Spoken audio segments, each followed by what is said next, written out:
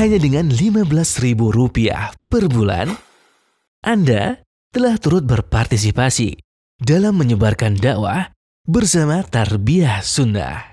Barakallahu fikum. Bismillahirrahmanirrahim. Assalamualaikum warahmatullahi wabarakatuh. Alhamdulillahilladzi arsala rasulahu bilhuda wa dinil haqq liyudhhirahu 'alad dini kullihi walau karihal musyrikun. Wa asyhadu an la ilaha illallah wahdahu la syarikalah iqraran bihi wa tauhidan wa asyhadu anna Muhammadan 'abduhu wa rasuluh sallallahu alaihi wa ala alihi wa ashabihi wa sallama tasliman mazida wa ba'd. Para pendengar Radio Tarbiyah Sunnah Bandung di mana saja Anda berada, juga pendengar radio-radio lain di beberapa kota di Indonesia ini, juga para pemirsa beberapa stasiun TV, Persada TV, Niaga TV, KSS TV, dan yang lain-lainnya, di mana saja Anda berada. Alhamdulillah, juga para netizen melalui akun manapun di mana saja Anda berada. Alhamdulillah, kembali kita berjumpa untuk melanjutkan kajian kitab Al-Usulul Tsalatsah. Kita sudah selesai membahas tentang rukun iman yang 6. Terakhir, iman kepada takdir bersama buahnya. Bersama efek positif dari beriman kepada takdir secara benar. Dengan selesainya pembahasan iman kepada takdir, selesai pula lah pembahasan tentang rukun iman yang 6. Sebab takdir ini rukun iman yang terakhir yang kita bahas. Dengan selesainya pembahasan rukun iman, selesailah pembahasan hal kedua, landasan pokok kedua di antara 3 landasan pokok yang kita sedang bahas. Landasan pokok yang pertama adalah mengenal Allah, sudah. Kedua, mengenal agama. Nah, agama ini kan ada tingkatan. Ada 3 tingkatan: Islam, iman, dan ihsan. Islam sudah kita bahas dengan rukun-rukunnya dan penjelasannya. Iman juga sudah kita bahas maknanya dan juga rukunnya serta rinciannya. Sekarang kita tinggal membahas tingkatan agama yang ketiga. Dan ini yang tertinggi. Pertama, tingkatan yang awal lah Islam. Kedua, yang lebih tinggi adalah iman. Ketiga, yang paling tinggi di antara tingkatan agama adalah ihsan. Islam ini hanya punya 1 rukun. Kalau Islam ada 5, kalau iman ada 6 rukunnya, ihsan hanya 1. Apakah itu? Yaitu seperti yang disampaikan oleh Nabi kita Muhammad SAW, an ta'budallaha ka'annaka tarah fa illam yakun tarah fa innahu yarak. Fa illam takun tarahu fa innahu yarak. Ihsan itu adalah engkau beribadah kepada Allah seolah-olah engkau melihatnya. Maka apabila engkau tidak melihatnya, sesungguhnya dialah yang melihatmu. Itu rukun ihsan, beribadah kepada Allah seolah-olah kita melihatnya, dan bila kita tidak melihatnya, dia yang melihatmu. Dia yang melihat kita. Artinya Allah selalu memperhatikan kita, melihat kita, menyaksikan kita, menatap, mengetahui. Allah itu ilmunya selalu menyertai kita di mana saja kita berada. Pengawasannya selalu melekat di dalam seluruh perilaku kita setiap detiknya, tanpa lalai sedikit pun. Di dalam Al-Quran surah An-Nahl ayat 128 Allah menyatakan, Innallaha ma'alladzina taqaw walladzina hum yuhsinun. Sesungguhnya Allah akan bersama-sama orang yang bertakwa dan bersama-sama orang-orang yang mereka itu berbuat ihsan, berbuat kebaikan. Juga dalam surah Asy-Syu'ara ayat 217 sampai ayat 220 Allah menyatakan, wa tawakkal 'alal azizir rahim alladzi yaraka hina taqum wa taqallubaka fis sajidin. Kata Allah, bertawakallah engkau kepada Allah yang aziz dan rahim, yang selalu melihatmu ketika kamu berdiri dan ketika kamu membolak-balikan badanmu di kalangan orang-orang yang sujud. Allah selalu melihat. Juga dalam Al-Quran surah Yunus ayat 61 Allah menyatakan, wa ma takunu fi sya'an wa ma tatslu minhu min Qur'an wa la ta'maluna min amalin illa kunna 'alaikum syuhuda id tufiduna fih. Tidaklah kamu ini berada di dalam suatu keadaan, diam ataupun bergerak, dan tidaklah kamu baca satu ayat Quran pun, atau tidaklah kamu mengamalkan satu amalan apapun, kecuali kami selalu menyaksikan ketika kalian melakukan semuanya itu. Selalu disaksikan oleh Allah Azza wa Jalla. Inilah ihsan yang dijelaskan oleh Allah Azza wa Jalla dalam Al-Quran. Apa sebenarnya makna ihsan? Ihsan ini ada dua. Ihsan kepada sesama manusia, dan ihsan ketika beribadah kepada Allah, ihsan kepada Allah. Makna ihsan adalah lawan dari isaah. Kalau ihsan berbuat kebaikan, isaah berbuat keburukan. Ihsan maknanya ayabdulal insanul ma'ruf wa yakifa al-adha. Ihsan itu adalah seseorang melakukan kebaikan kepada orang lain dan menahan diri dari menyakiti atau mengganggu orang lain. Tidak mengganggu, itu ihsan. Tidak menyakiti, tidak memberikan madarat dan kerugian, itu ihsan. Apalagi memberikan kebaikan dengan apapun kepada sesama manusia, itu ihsan.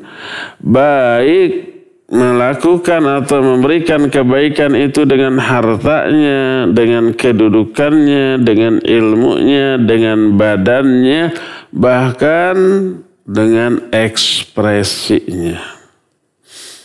Ekspresinya ramah, senyum, menyenangkan orang yang melihat. Itu ihsan. Adapun ihsan kepada sesama manusia dengan harta adalah dengan cara berinfak, bersedekah, menunaikan zakat, dan inilah sebaik-baik ihsan dengan harta. Menunaikan zakat, karena zakat ini salah satu di antara rukun Islam, fondasi yang agung dari bangunan Islam. Tidaklah sempurna bangunan Islam pada diri seseorang kecuali dengan zakat. Dan inilah infak yang paling dicintai oleh Allah Azza wa Jalla. Lalu di bawah zakat adalah memberikan nafkah kepada istri dan anak-anak. Memberi santunan nafkah kepada orang yang ada di bawah tanggung jawabnya, mungkin ibunya, mungkin bapaknya, mungkin saudaranya, termasuk juga pembantunya atau kerabat-kerabat dekatnya. keponakannya, kakak adiknya, keponakannya, uaknya, bibinya, dan seterusnya, itu lebih utama. Lalu bersedekah kepada fuqara dan masakin. Lalu bersedekah kepada para tulabul ilm. Mereka tidak punya waktu untuk mencari harta karena seluruh waktu dan tenaganya habis untuk mencari ilmu. Maka infak untuk mereka. Kalau sekarang ini tuh menjadi orang tua asuh dari santri, ya orang tuanya ingin menyekolahkan anaknya ke pondok pesantren, tapi nggak mampu untuk memberikan tunjangan finansial. Kalau untuk jajannya nggak seberapa dan tidak harus, tidak jajan juga tidak akan apa-apa dan dikasih makan.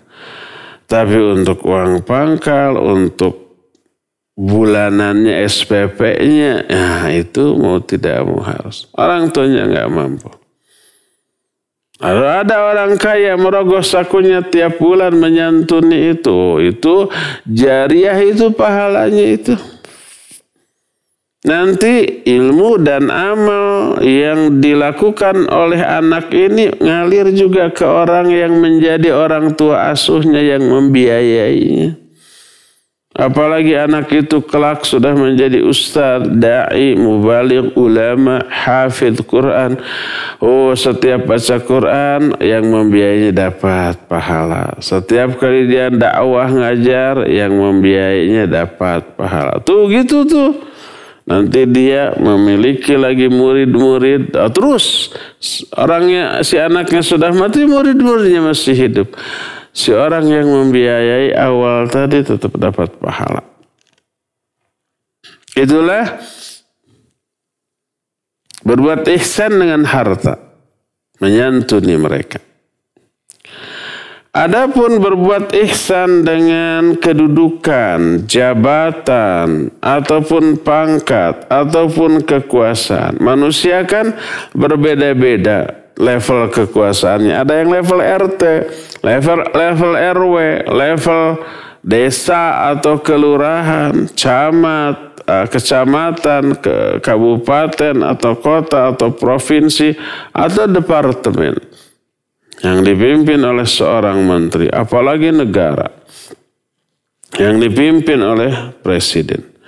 Mereka memiliki kedudukan, kekuasaan, pangkat, dan wewenang, lalu berbuat kebaikan kepada manusia dengan kekuasaannya, dengan wewenangnya.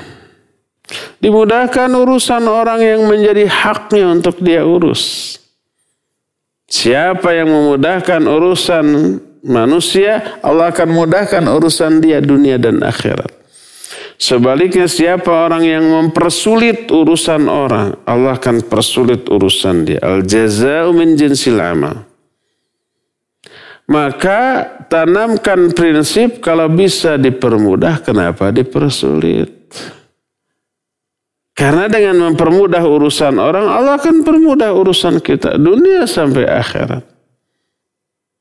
Jangan sampai terbalik prinsipnya tuh. Kalau bisa dipersulit, ngapain dipermudah? Hanya untuk memberikan kesulitan ke orang atau meraih keuntungan pribadi. Uang atau karisma biar ditakuti, disegani oleh orang. Dipersulit urusan orang. Dan seterusnya. Jadi gunakan kekuasaan, pangkat, jabatan, wewenang untuk menolong orang, itu ihsan. Bukan mempersulit orang. Kalau mempersulit orang isaah, bukan ihsan. Nanti Allah yang balas. Dunia sampai ke akhirat. Karirnya nanti dipersulit oleh atasannya nanti.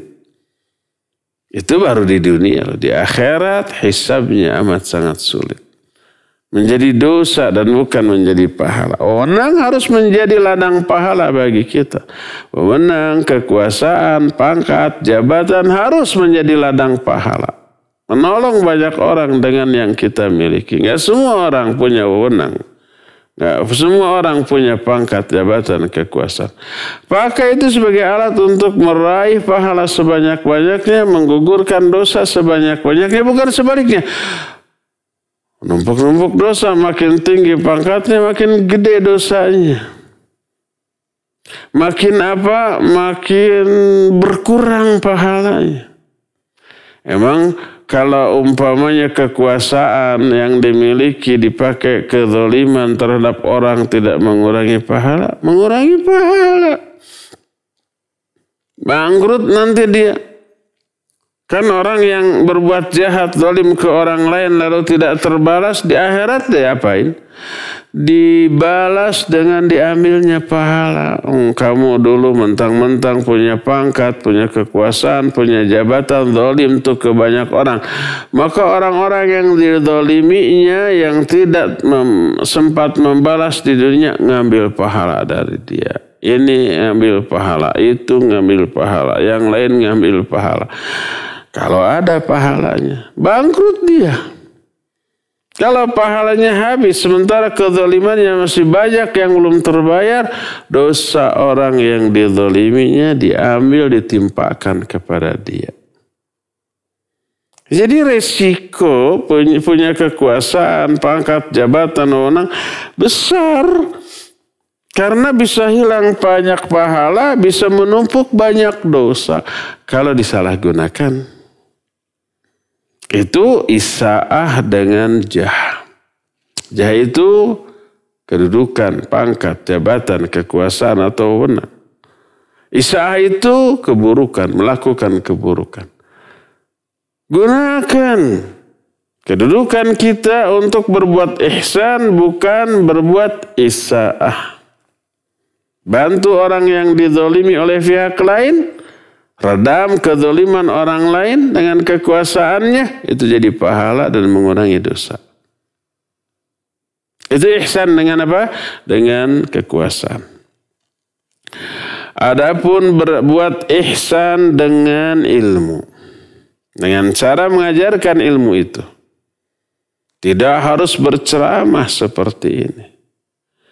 Dalam obrolan, dalam halaqah-halaqah atau kumpulan orang banyak atau sedikit, mentoring disebutnya, bahkan disebut dalam majlis qahwah. Qahwah itu ngopi, biasanya orang ngopi ngumpul. Jadikan itu kesempatan untuk berbuat baik dengan ilmu, dengan memberikan ilmu, tausiah, nasihat ringkas. Kultum, kuliah 70 menit. Mengajari manusia, memberitahukan tentang kebaikan, kebenaran. Sampaikan 1-2 ayat, 1-2 hadis. Tapi wajib nih dengan hikmah. Jangan sampai orang kemudian lari dari agama ini. Bukan kebenaran yang kita sampaikan, tapi cara menyampaikan kebenaran itu yang salah dan keliru. Nabi SAW suka muter-muter keliling menemui banyak orang, memberikan nasihat, menyampaikan ilmu, menyampaikan wahyu, menyampaikan ayat. Dan jangan terlalu banyak, baik lama ataupun sering, nanti bosan. Kalau terlalu lama, orang bosan. Wah, ya mah kalau ngomong pasti sejam nih, pasti 2 jam. Udah. Baru ketemu saja sudah menghindar dia, nggak mau. Ini kalau orang ini ngomong sejam minimal, sampai pegel kuping. Nggak terlalu panjang-panjang. Ini kan bukan ceramah, tapi hanya obrolan seperti itu. Itulah ihsan dengan apa? Dengan ilmu. Berikan ilmu, sampaikan dengan sebaik-baik cara. Dengan segamblang-gamblang, sejelas-jelas metode. Kalau tidak mampu, tidak memiliki ilmu yang cukup atau cara menyampaikan ilmu yang cukup, maka lebih banyak madaratnya daripada maslahatnya. Dan ingat, orang yang menyampaikan ilmu atau berbuat ihsan dengan ilmu itu orang yang memang memiliki ilmu itu. Kalau tidak memiliki, apa yang dia sampaikan? Nanti ra'yu, nanti kebodohan yang dia sampaikan. Ballighu anni walau ayat, sampaikan oleh kalian walaupun satu ayat, anninya terlewat. Ballighu ayat walau ayat, sampaikan walaupun satu ayat, anninya mana? Anni itu apa? Penjelasan ayat itu dari aku, dari ahlinya, dari Rasul sallallahu alaihi wasallam dan para sahabat dan para ulamanya. Bukan dari otaknya sendiri. Kalau dari otaknya yang bodoh kemudian menyampaikan ayat, nanti ngaco. Man qala fi kitabillahi bi ra'yihi aw bima la ya'lamu falyatabawwa maq'adahu minan nar aw kama qala sallallahu alaihi wasallam. Siapa orang yang berbicara tentang kitab Allah tanpa ilmu atau dengan ra'yu, siap-siap menempati tempat duduk dalam neraka. Waliyadzubillah. Itu ihsan dengan ilmu, menyampaikan ilmu. Kalau ilmu itu ada, kalau nggak ada, diam. Seperti kita mau memberikan harta tapi nggak punya harta, ya udah diam. Jangan dengan harta kalau nggak punya. Nanti bisa-bisa ingin dengan harta tapi nggak punya, nyolong, rampok. Ini kan untuk infak, sedekah, menolong orang. Tetap tidak boleh. Demikian juga ilmu. Kalau ilmu nggak punya, ya jangan memaksa sendiri, nanti nyolong. Dengan cara apa? Dengan cara memberikan penjelasan berdasarkan kebodohannya. Keliru nanti. Saya umpamanya bukan ahli kesehatan, lalu menjelaskan tentang kesehatan, bisa ngaco, bisa salah, bisa keliru. Kebodohan saya yang nanti berbicara, bukan ilmu. Kebodohan yang nanti saya sampaikan tentang kesehatan, bukan ilmu tentang kesehatan. Nah, itu bisa sesat dan menyesatkan. Saya nggak ngerti mesin, lalu menerangkan mesin motor, mobil. Kenapa bisa mogok? Oh, ini pentilnya kayak. Bisa begitu nggak? Yang nggak ada hubungannya, dihubung-hubungkan. Oleh karena itulah, berbuat ihsan dengan ilmu hanya bagi orang-orang yang memiliki ilmu tersebut. Adapun berbuat ihsan dengan anggota badan, ya dengan menolong orang dengan anggota badan tersebut. Sampai dalam Sahih Bukhari dan Muslim, dalam dua kitab sahihnya, berkata Nabi SAW, wa tu'inur rajula fi dabatihi wa tahmiluhu 'alaiha aw tarfa'u 'alaiha mata'ahu sadaqah.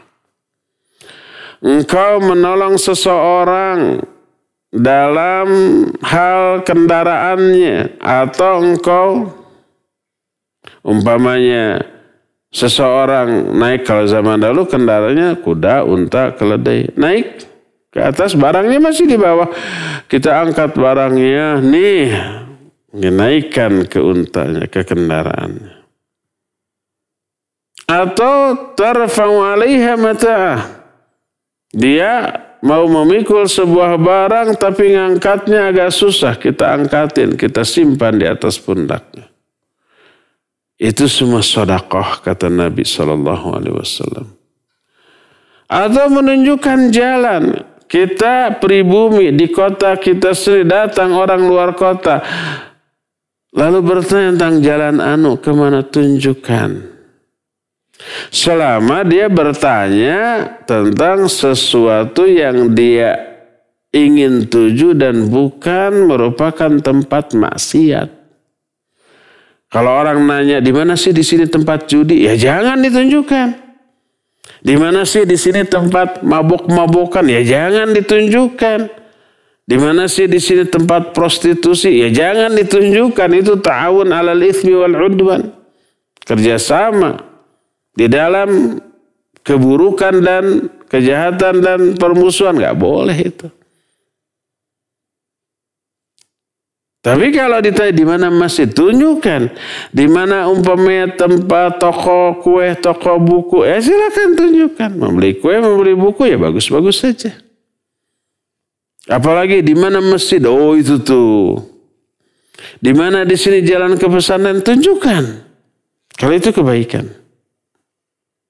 Maka itu pun merupakan perbuatan ihsan. Bahkan dengan ekspresi yang menyenangkan orang, membuat orang menjadi bahagia dengan ekspresi kita, maka itu amalan yang dicintai oleh Allah. Ahabbul a'mal ilallah sururun tudkhiluhu ala qalbil muslim.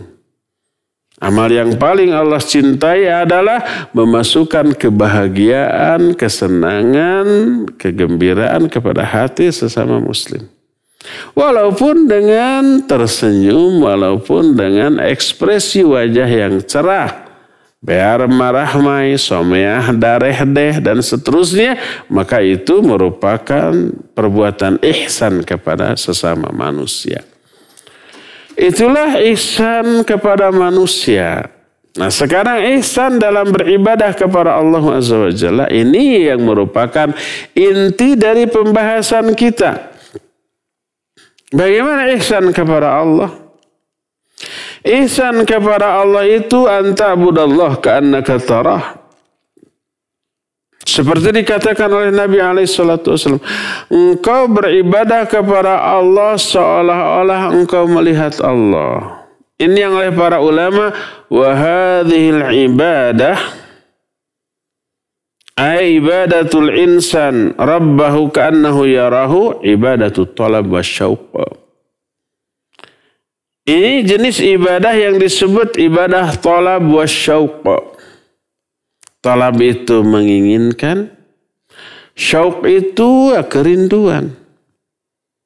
Seolah-olah kalau kita umpamanya di sini di dunia merindukan seseorang yang kita cintai, orang tua ke anaknya yang jauh pesantren umpamanya, anak ke orang tuanya, atau suami ke istrinya, istri ke suami, suaminya ada tugas luar agak lama, keluar kota, luar pulau, bahkan luar negeri, pengantin baru umpamanya.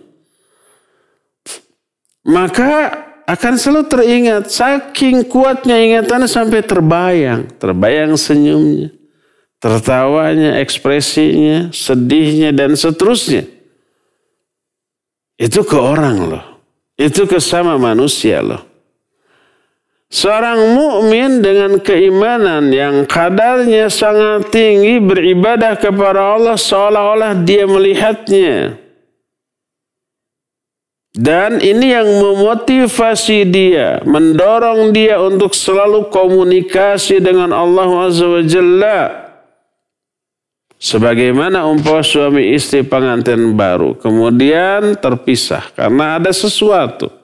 Keluar kota ya 3 hari sampai sepekan. Dari jalan juga tuh chattingan terus. Memberi kabar dan bertanya tentang kabar. Ketika tiba di tempat yang dituju, masuk ke penginapan, yang pertama kali dihubungi ya istrinya. Kemudian kalau zaman sekarang video call atau bukan seolah-olah terbayang lagi, kelihatan tuh. Walaupun umpama tidak bisa disentuh, dia sentuh screen HP-nya, screen gadgetnya, tabletnya atau komputernya disentuh. Dengan niat menyentuh wajah istri yang dicintainya, walaupun yang disentuhnya hanya screen, hanya layar. Tapi ada efek nggak ke hati? Ya adalah. Begitu juga orang tua ke anaknya, anaknya masih kecil, ayahnya tugas keluar kota, kangen, video call, ada lagi apa sayang? Dicawel-cawel itu pipinya dalam screen, padahal si adena tidak merasakan apa-apa. Ya, kakek ke cucu, nenek ke cucu seperti itu terpisah video call. Itu orang ke orang. Seorang mukmin kepada Allah Azza wa Jalla lebih dari itu. Selalu ingin berkomunikasi. Ini yang dimaksud anta'budallaha ka'annaka tarah. Engkau beribadah kepada Allah seolah-olah engkau melihatnya. maka dia akan selalu komunikasi, dia akan selalu berzikir, dia akan selalu baca kalamnya, Al-Quranul Karim. Dia akan sesering mungkin sholat, taqarrub kepada Allah yang dicintainya. Fa illam takun tarahu fa innahu yarak. Kalau kamu tidak melihatnya, dia yang melihatmu. Ini yang disebut dengan ibadatul harab wal khauf. Ini ibadah harab dan khauf. Harab itu lari, menghindar. Maksudnya melari, menghindar dari murka dan azab Allah. Khauf itu takut. Makanya ini adalah level kedua dalam martabat ihsan. Level pertama cinta, rindu kepada Allah. Seolah-olah Allah itu terlihat di dalam ibadahnya. Level keduanya takut, khauf, khawatir, dan yang sejenisnya seolah-olah Allah itu melihat dia. Kalau dia ini keliru, salah langkah. Cinta dan takut ini dua perasaan yang tidak bisa dipisahkan dalam diri manusia.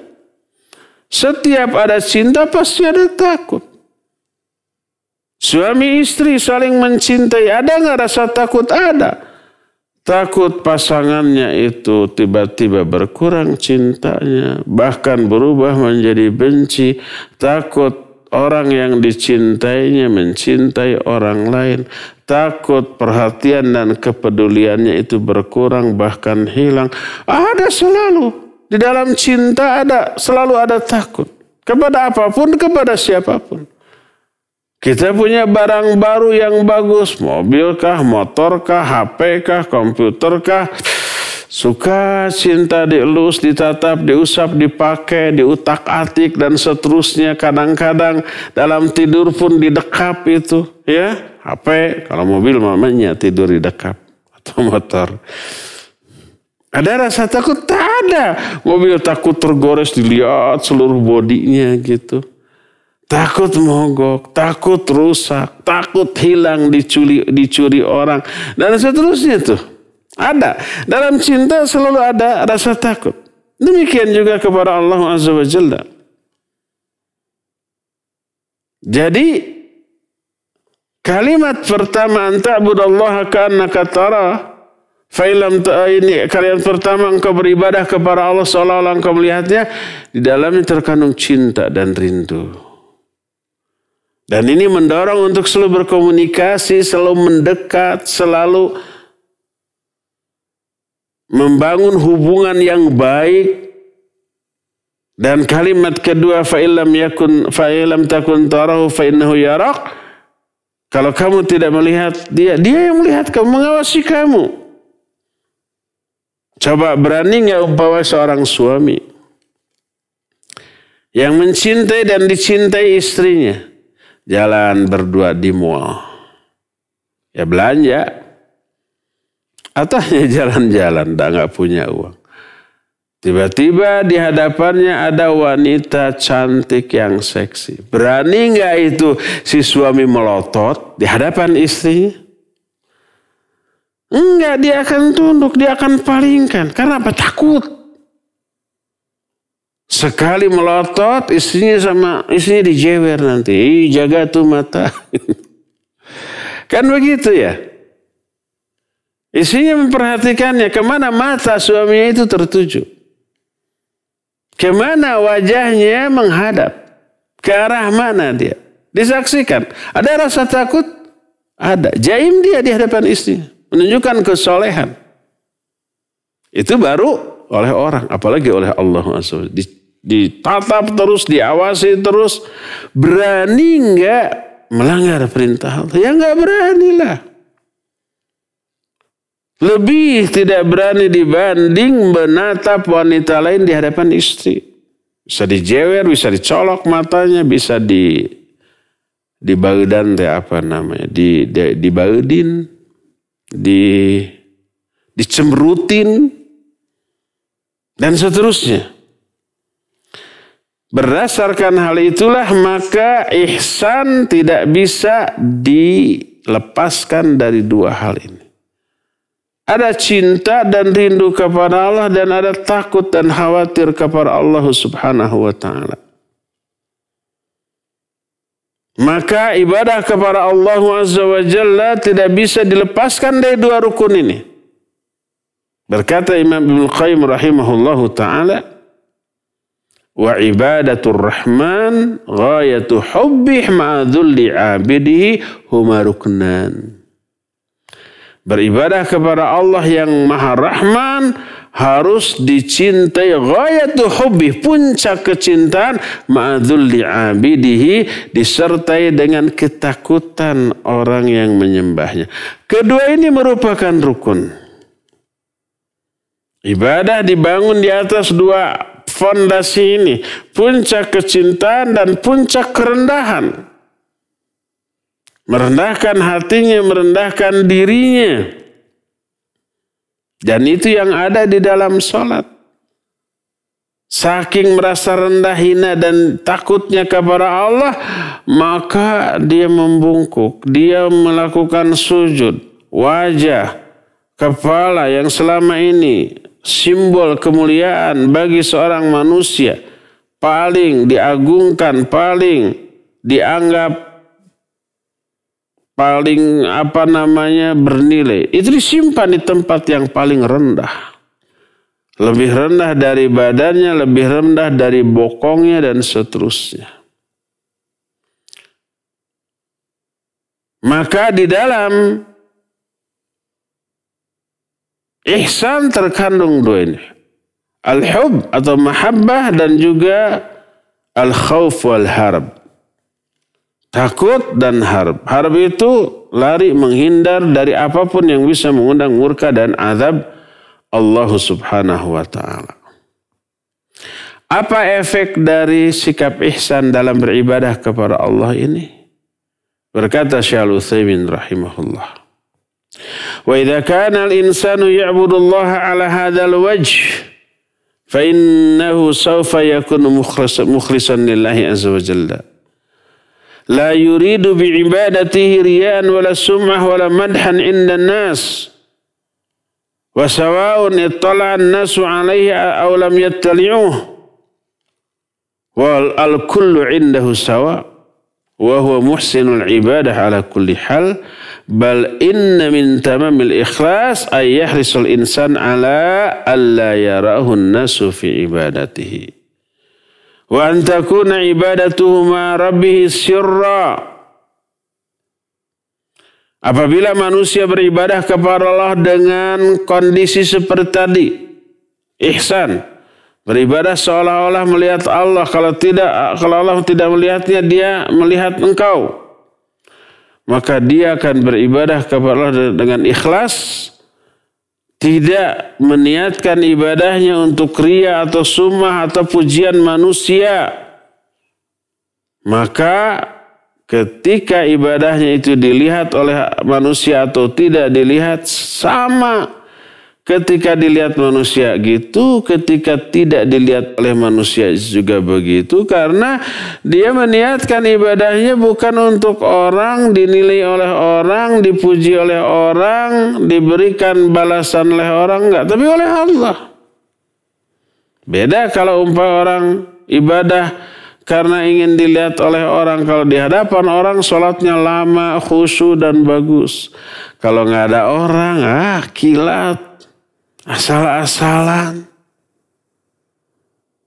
Itulah ibadahnya orang-orang munafikin. Oleh karena itulah maka orang yang ihsan dalam beribadahnya tidak ada bedanya baik dilihat orang atau tidak. Menyendiri atau di tengah keramaian. Tidak ada bedanya, sama. Bahkan disebutkan di antara kesempurnaan ikhlas adalah seseorang berusaha agar ibadahnya tak ada seorang pun yang melihatnya. Dia ingin ibadah yang dia lakukan kepada Allah adalah sesuatu yang menjadi rahasia dia. Tidak ada sesuatu pun yang melihatnya atau mengetahuinya. Kecuali, ada kecualinya apabila memperlihatkan ibadahnya atau amalnya ada maslahat, ada manfaat bagi banyak orang. Seperti seorang ulama, seorang da'i, seorang mubaligh, seorang ustaz yang ucapannya dan perbuatannya selalu diperhatikan oleh orang dan diikuti. Bagaimana cara sholatnya, bagaimana cara makannya, cara minumnya, cara berbicara diperhatikan untuk diikuti. Ya, memperlihatkan semua itu ada maslahat bagi manusia. Nanti manusia mengikuti. Oh, cara ruku yang benar itu begitu. Oh, cara sujud yang benar itu begitu. Oh, cara sholat yang benar itu begitu. Maka menjadi ilmu bagi orang lain. Maka dibolehkan. Karena ada maslahat. Dan kadang-kadang itu lebih utama daripada disembunyikan. Termasuk infak sedekah. Dia perlihatkan di hadapan banyak orang, banyak. Agar apa? Orang kemudian mengikuti. Kalau umpamanya dia diam-diam orang nggak tahu, orang nyangka, oh dia juga nggak nyumbang, makanya nggak pada nyumbang tuh. Tapi ketika dia nyumbang, orang melihat orang berbondong-bondong ikut nyumbang kepada pembangunan masjid, pesantren, madrasah ataupun fasilitas dakwah yang lainnya. Ya. Inilah makna ihsan baik kepada sama makhluk ataupun kepada Allah Azza wa Jalla. Ya, cukup sampai di sini. Sebelum tanya jawab kita masuki sesi jeda terlebih dahulu. Setelah itu langsung kepada sesi tanya jawab. Wa sallallahu ala nabiyina Muhammadin wa ala alihi wa sallam. Mangga. Ikhwatul iman azanallahu wa iyyakum, para pendengar juga pemirsa, kita kembali lagi ke pembahasan kitab Ushulus Salasah. Dan kita sekarang memasuki sesi tanya jawab. Bagi antum yang akan bertanya, kami silakan bisa menghubungi kami di nomor telepon 022 8686 2637 atau melalui pesan singkat di nomor 081 1227 1476. Baik, sudah ada penelpon yang akan bertanya, kami angkat. Halo. Silakan Bapak Ibu. Assalamualaikum warahmatullahi wabarakatuh. Waalaikumsalam warahmatullahi wabarakatuh. Silakan Pak Tasli. Barakallahu fiik, Ustaz. Barakallahu. Ustaz, ada yang mau saya tanyakan, Ustaz. Perihal imam tetap di sebuah masjid, Ustaz. Saat ini saya kalau sholat itu diimami oleh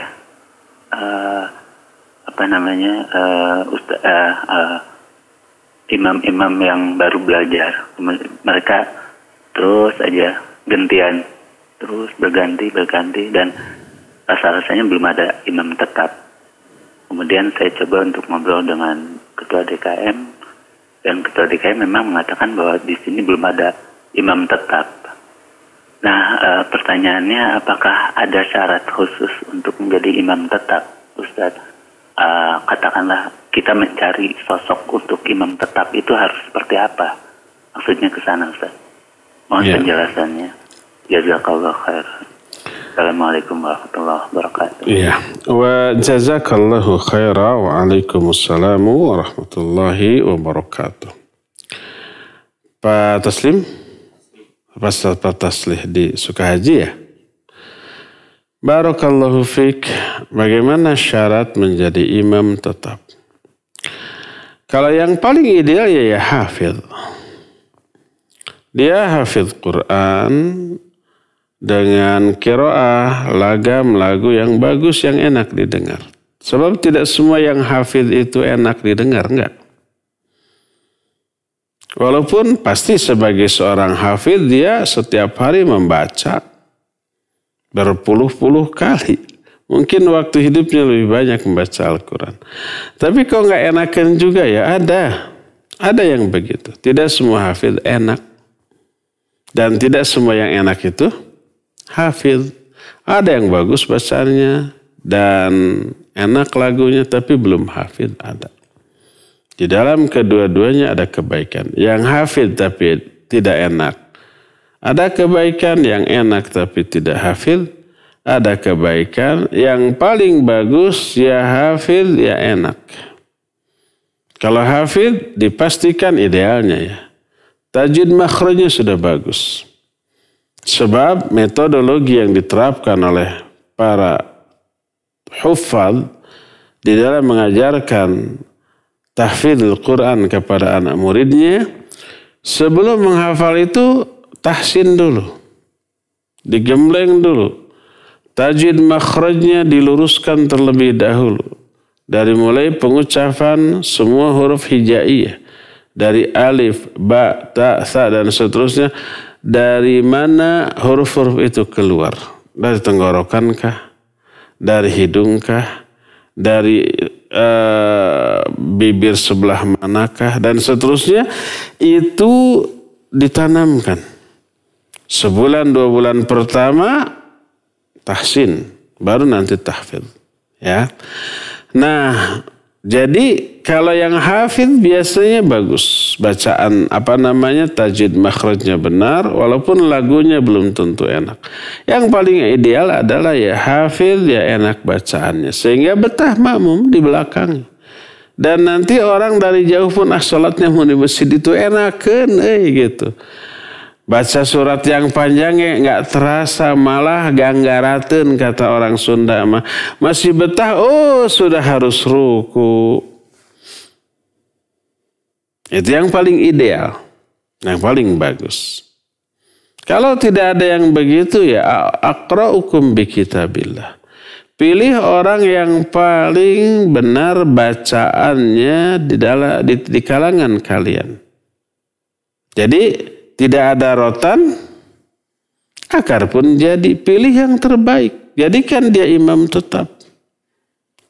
Kalau umpamanya ada 2 atau 3 orang, 3-3-nya nggak apa-apa. Jadikan imam tetap dengan pembagian tugas di sholat-sholat tertentu. Umpama sholat subuh yang biasa agak panjang, yang terbaik bacaannya.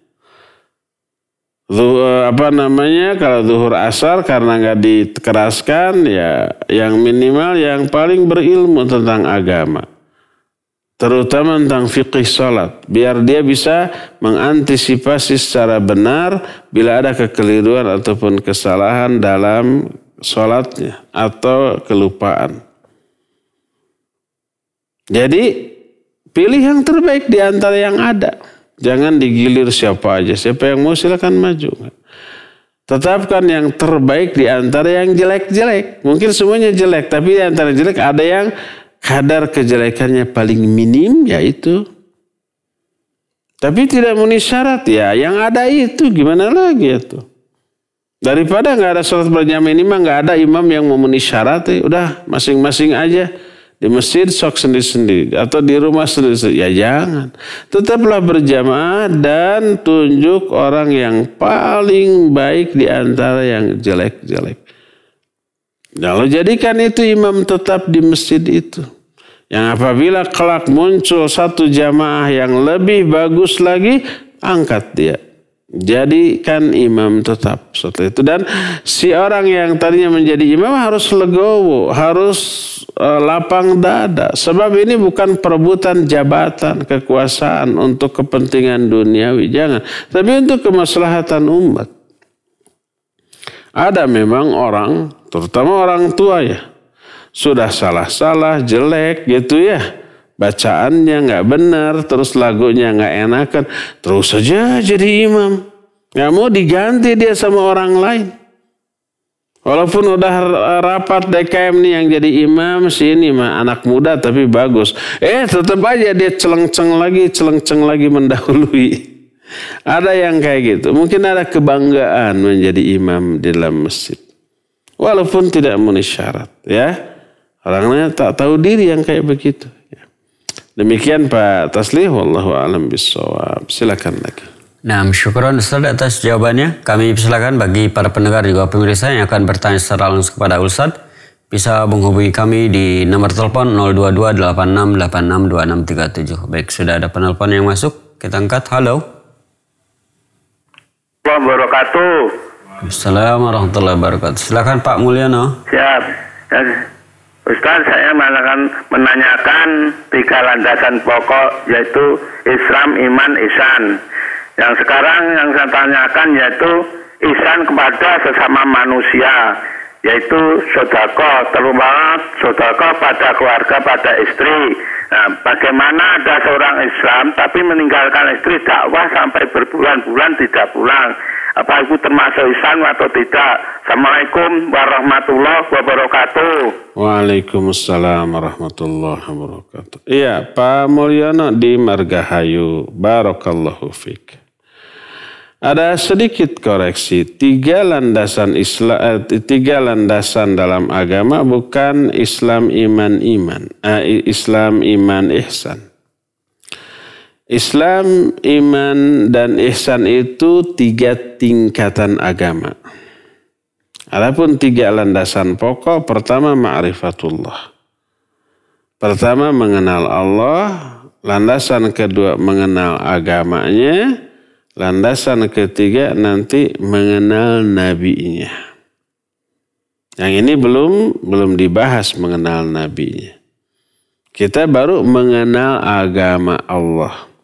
Nah, ketika menjelaskan mengenal agama Allah, kita terangkan agama ini ada 3 tingkatan. Tingkatan pertama Islam, rukunnya ada 5.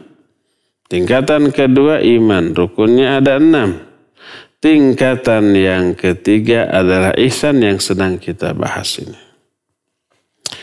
Kita sudah terangkan ihsan ada 2, kepada sesama makhluk, berbuat baik kepada orang, dan kepada Allah.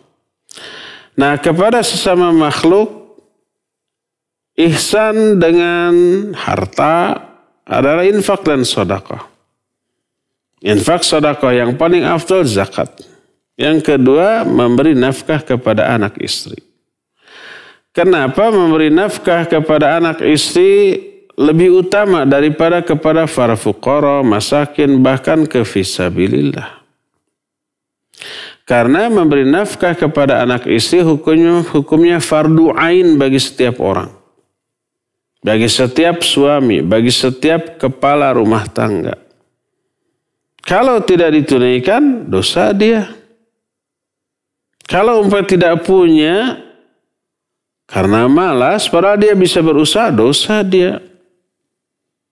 Mau dagang, malas, harus nanggung tanggungan, harus ngedorong-dorong gerobak, panas-panas, dan seterusnya. Kadang laku, kadang tidak.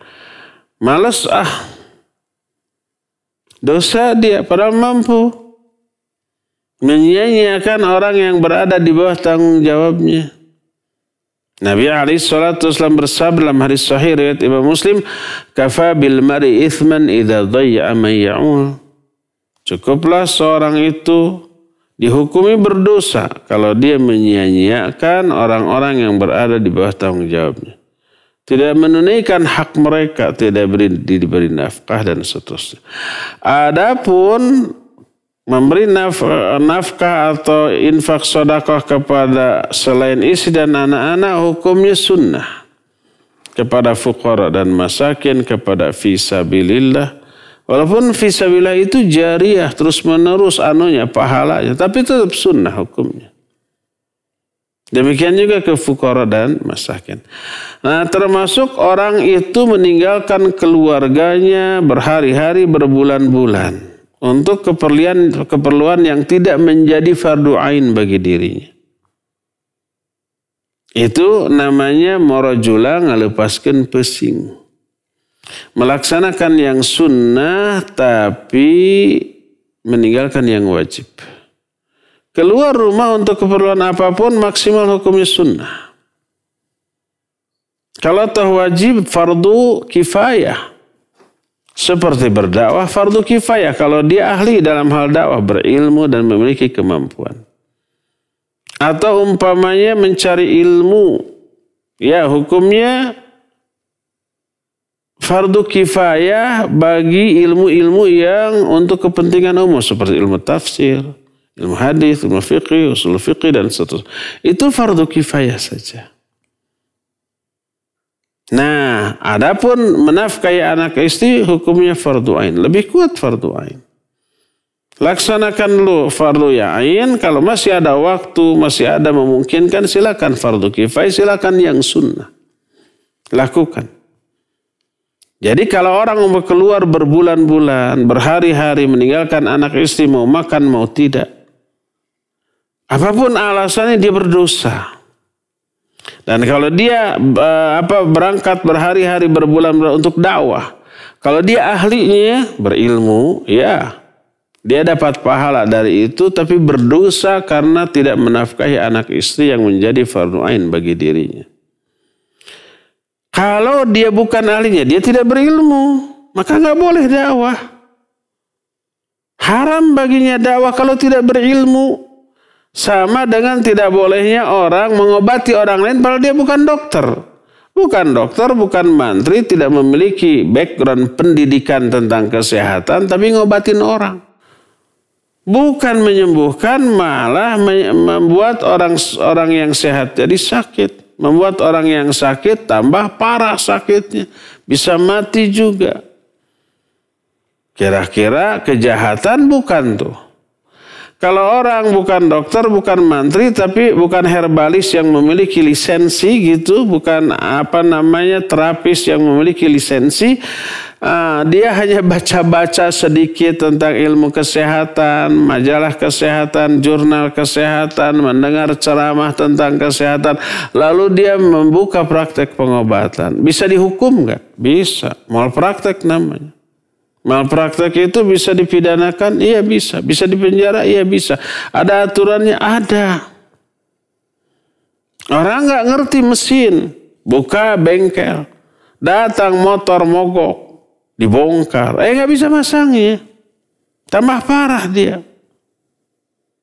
Tadinya mogok itu karena mungkin businya yang nggak pas, kerenggangan si kepalanya itu tuh.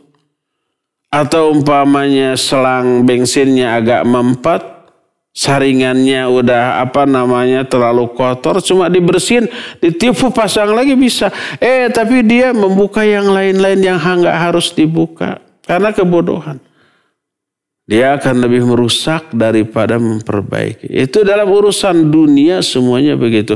Ini dalam urusan agama. Orang nggak paham agama, dakwah. Dia akan lebih merusak daripada memperbaiki. Dia akan lebih menyebarkan madarat daripada maslahat. Dia akan lebih banyak menebar keburukan daripada kebaikan. Dia akan menganggap adat sebagai syariat dan syariat dianggapnya adat. Oleh karena itulah maka orang bodoh jangan berbuat dengan kebodohannya. Apalagi dalam perkara agama dalam bentuk dakwah. Orang bodoh jangan dakwah. Orang yang tidak tahu kesehatan jangan mengobati. Orang yang nggak ngerti mesin jangan membuka bengkel. Orang umpamanya pijit, asal mijit tidak. Bahaya kalau asal mijit, ya. Nanti orang yang sehat jadi sakit, yang seharusnya sakit dipijit oleh bukan ahlinya, nanti tambah sakit, tambah parah keluhannya. Enggak. Saya umpamanya suka dipijit. Sebelum dipijit saya ngobrol dulu dari mana bisa mijit. Kalau dia bilang saya belajar, kan saya tunanetra, saya belajar di sekolah luar biasa khusus. Saya tanya yang dipelajarin tentang mijit apa? Pertama anatomi tubuh dulu, kenapa bisa pegel, kenapa bisa sakit, ada penyumbatan, ada otot yang umpamanya bengkok dan seterusnya, bukan otot. Ada pembuluh darah yang kurang bagus posisinya dilurus. Berarti dia paham. Benar, silakan. Teruskan. Dia ngerti. Tidak hanya teori tapi prakteknya di bawah pengawasan ahlinya. Yang ngajarkannya ahlinya. Oke, teruskan. Insya Allah maslahat. Tapi kalau ditanya dari mana bisa minta, iya mah pengalaman turun-temurun gitu. Ngerti anatomi tubuh? Duh, naon anatomi itu artinya. Jangan. Nanti bisa sakit malah. Bisa salah cara mijitnya ya. Nah itu urusan dunia, apalagi urusan akhirat, urusan agama. Ya. Jadi kalau dia tidak ngerti agama lalu keluar berbulan-bulan untuk dakwah, maka dua kesalahannya. Kesalahan pertama meninggalkan anak istri tanpa dinafkahi. Dosa itu, dosa besar. Yang keduanya, dosa keduanya adalah berdakwah dengan kebodohan. Dia akan lebih banyak menebar madarat daripada maslahat, menebar kerusakan daripada memperbaiki, menebar kebid'ahan daripada sunnah. Ya, wallahu a'lam. Silakan. Nah, syukron Ustaz atas jawabannya. Kita mengangkat satu lagi penelpon yang masuk. Halo. Assalamualaikum. Waalaikumsalam warahmatullahi wabarakatuh. Ya, kan lebih banyak. Halo, assalamualaikum. Waalaikumsalam warahmatullahi. Silakan Pak. Siapa di mana? Dari Abu Roja di Cirebon. Cirebon? Iya, di Cirebon. Mangga Abu Roja, Cirebon. Iya. Barakallahu fiik, Ustaz. Wa fika barakallah. Anda mau bertanya, Ustaz. Adakah dalil atau perintah yang berhak untuk mengumandangkan iqamah, Ustaz? Mengumandangkan iqamah. Ya, terus? Ya, adakah dalilnya atau istilahnya ada ininya tuh, Ustaz? Keterangannya gitu, ya.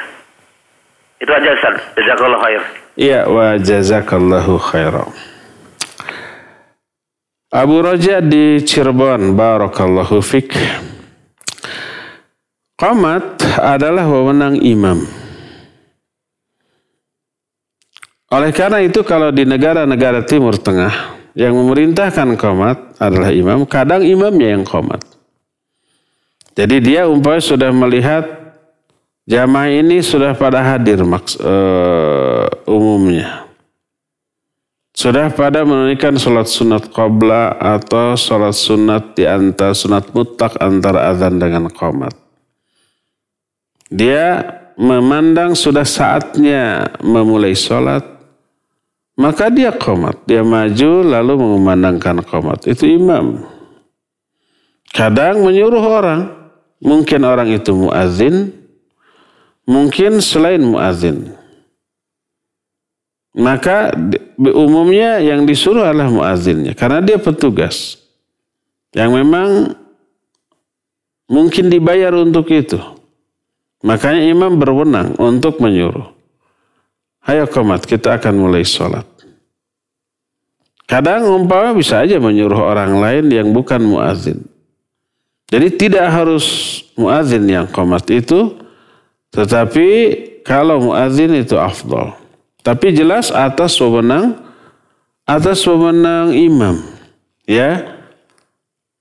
Oleh karena itulah maka kalau umpamanya ada orang ngeborong semuanya, dia yang azan, dia yang qamat, dia yang imam. Boleh nggak? Boleh, nggak apa-apa. Mungkin memang dia ditugaskan untuk itu, muadzinnya umpamanya ada uzur ya dia yang azan. Kemudian setelah melihat jamaah sudah banyak yang kumpul, sudah saatnya memulai sholat, lalu dia maju kemudian qamat, ya itu jelas wewenang imam. Yang tidak boleh adalah tamu.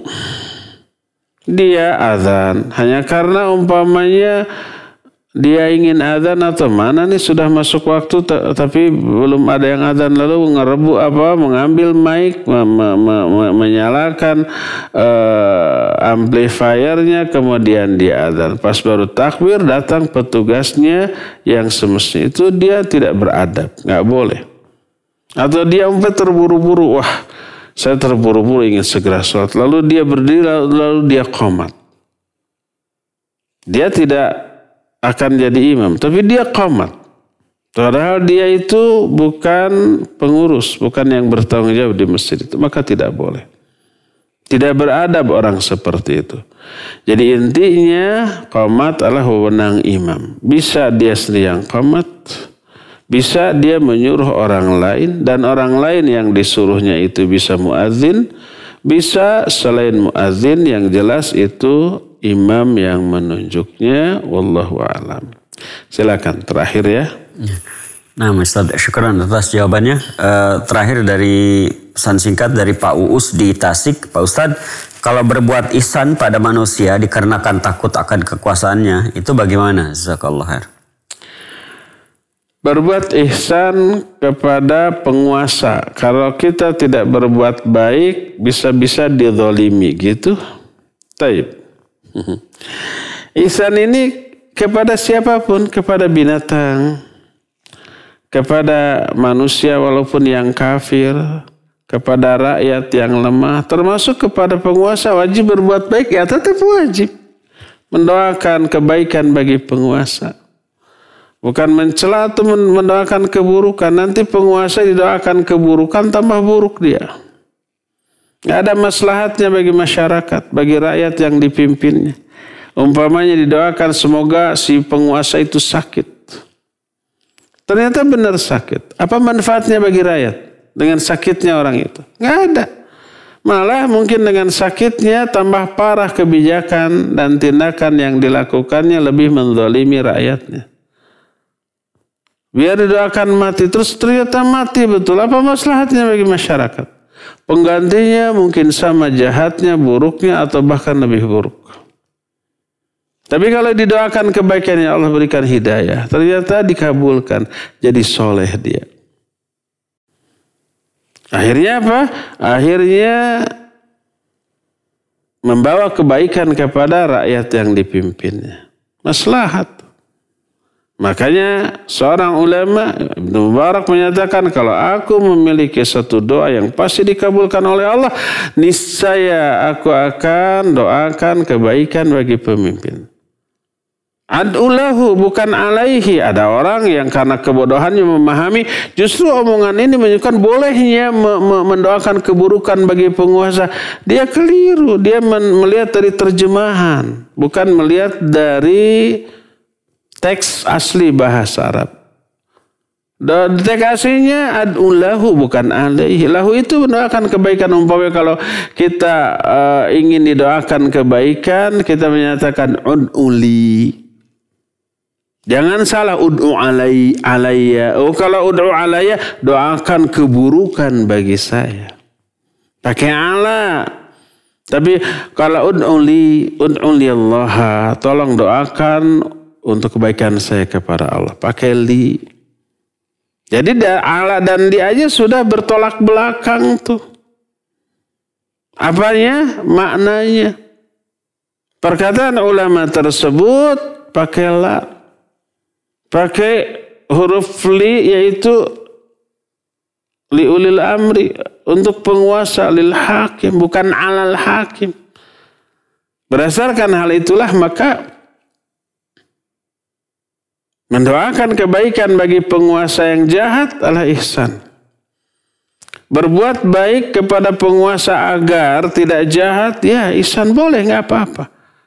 Sebagaimana syariat membolehkan menyalurkan zakat kepada orang kafir yang jahat. Bukan agar masuk Islam. Gak mungkin dia masuk Islam.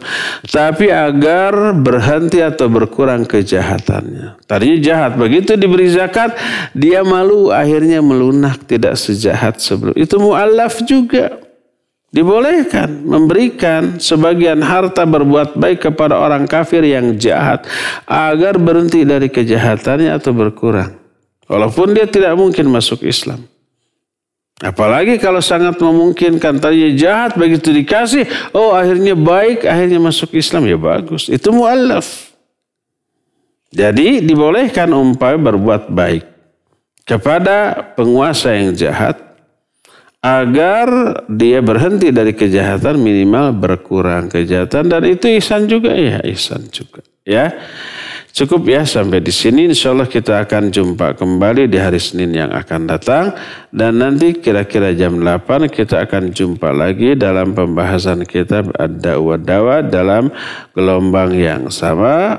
Subhanakallahum bihamdik, asyhadu an la ilaha illa ant, astaghfiruka wa atubu ilaika. Alhamdulillahi rabbil alamin, wa sallallahu ala nabiyina Muhammadin wa ala alihi wa sahbihi wasallam. Wassalamualaikum warahmatullahi wabarakatuh.